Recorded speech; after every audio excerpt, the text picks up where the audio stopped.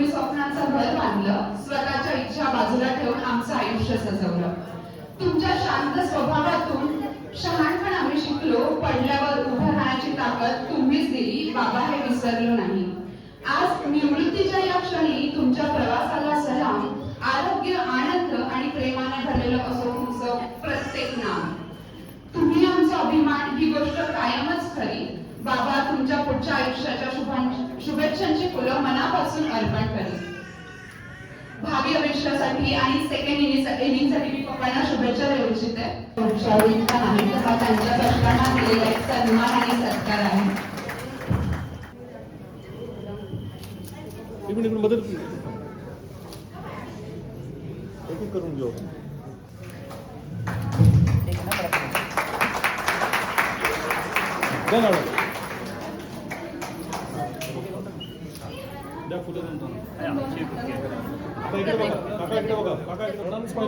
असं सांगली स्माईल एकदम सुंदर.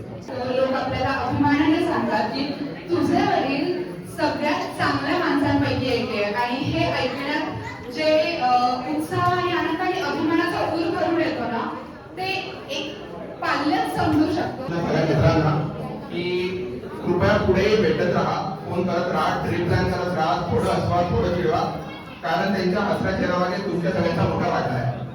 सो बाबांना आठवड्यातनं फोन करत जा, बाबांना तुम्ही बाहेर घेऊन जात जा, ट्रिप प्लॅन करत जा, मजा मस्ती करत जा. सो ते तेवढेच आनंदी राहतील, कारण की गेले 40 वर्ष त्यांनी तुमच्यासोबत राहिले आहे. काळ येऊन टिकला आहे. तर मी काकांना एकच विनंती करेल की तुम्ही खूप खूप फिरा माझ्या काकूंना घेऊन. हे बोलून मी माझे 2 शब्द संपवतो आणि आता एक सांगेल काकांना, you may retire from work but you will never retire from our heart काका. आणि त्यांचा आज बर्थडे पण आहे, तर wish you many many returns of the day काका. Happy birthday. सकाळी आवडेल ही, कारण माझी मावशी माझ्या आईसारखी साफसफाईच्या बाबतीत अगदीच यांचे हात कोणी करू शकणार नाही. मला कचरा कसा एकदमच स्वच्छ झाला पाहिजे वगैरे वगैरे. म्हणून परिवारासमोर आनंदी राहणं आणि मित्रांमध्ये ते व्यक्त करणं, ह्यासाठी मित्र परिवार असतो. बाबांकडे प्रचंड नॉलेजचा खजिना आहे.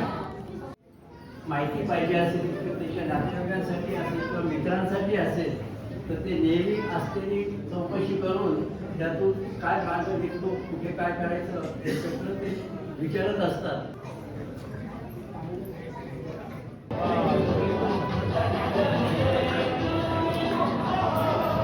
Thank you.